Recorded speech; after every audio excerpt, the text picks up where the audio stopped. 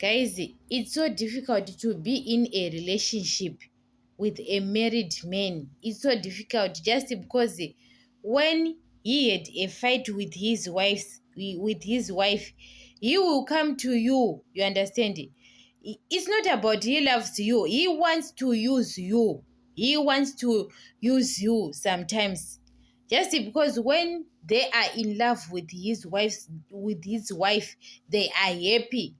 You don't even see his call, or even guys, he will ignore you. You understand?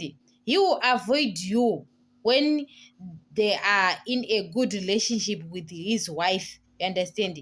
You saw that he is avoiding you, and when they are start fighting, he will come to you. Guys, you have to open your ears that you can see that that person is using me, that when he is in problems, he will come to you. You understand? You can't be an extra tie, because guys, most of the men, guys, it's so difficult to have in a relationship. You know that that person is using me. You understand? It's so difficult most of the time, just because guys, maybe it's better, maybe he is giving you money, especially is not giving you anything.